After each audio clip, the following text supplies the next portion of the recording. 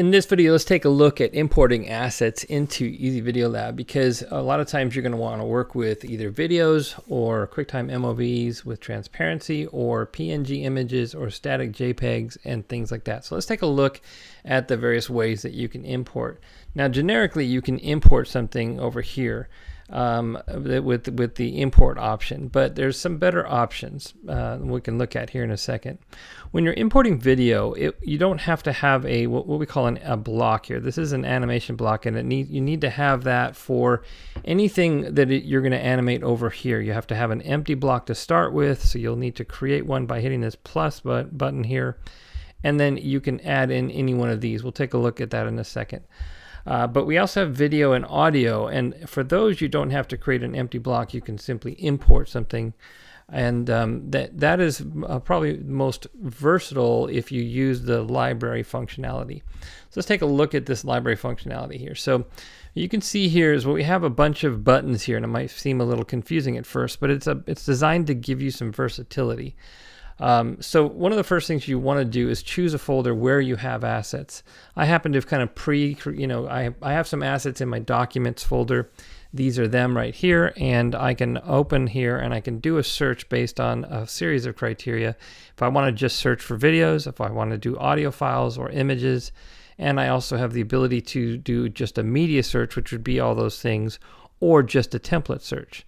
So for example, if I leave this blank and I click on template search, it's going to open up and find a bunch of templates. And you can see here that I can click on open template, and it will open all the assets for that template. But if I want to look at some videos, one of the reasons why we have a choose folder option is we want to allow you to, basically drill into a folder so you can avoid getting some, some results that more than you may need or want. For example, inside of here we have MP4 files that go with the template so that you can preview the template, and those have text, kind of placeholder text on them and stuff like that. You probably don't want that if you're going to use video, whereas we have videos in these folders here, particularly this one here, and those are generic. They don't have text on them. They're sort of ready to use for a project or something like that. So I might want to drill into that folder particularly, and then either do a media search. I can do video files only. There's only video files in there, so I don't have to worry about that. But I can do a search and I can see all the videos here. And if I wanted to be more specific, I could do something like, I'm just doing the first couple letters of the word frustrated, and I can do a search there, and I have a couple of different options here to choose from. And I can add that to my timeline. So that's going to go right on that timeline right away. And you can see that it's context sensitive. It opens up a little kind of bar here with some options if you were going to edit. We'll ignore that for now. I'll look at that in separate videos. So now I have a video inside of my asset. And the reason why we have the choose folder option is it allows you to go to specific folders. And again, you can keyword search in those folders or look at them. If you leave it blank and do a media search, you'll find all the assets in that folder. So that's one of the better ways to open up templates, videos, and static images in general. But there are other ways. So for example, over here we have image animation, or we have a layered image. Again, image animation is for animating an image, and a layered image is actually going to be a static image, usually a static background, or maybe a PNG overlay that may be used for a frame or something like that. And then we have MOV overlayer, which also allows you to browse for MOV files. Now, all of these require that you have an empty kind of block here. Again, that's created by hitting this plus sign. So simply, here's an image animation option. We'll browse for an image. I'm going to go back to that folder assets, and I notice that they have some PNG files.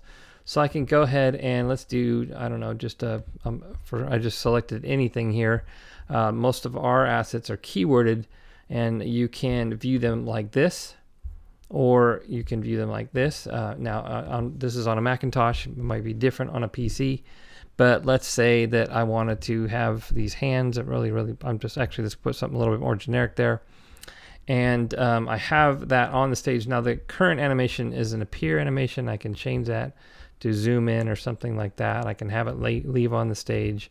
But now I can do that. And so later we'll talk about that more, but I can move this around and animate it and so forth.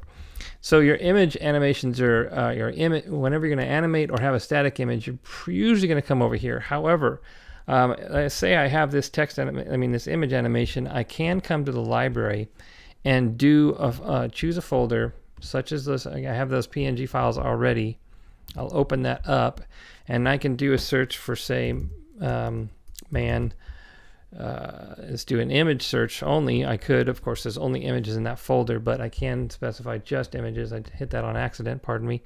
And I can do a media search, and then I can do that. Now, one of the things about this is if I can just swap this in, and it's going to actually just basically replace that for that animation, which is a kind of a handy feature that we've been doing for our templates, so that it makes it easy to swap in interchangeable assets.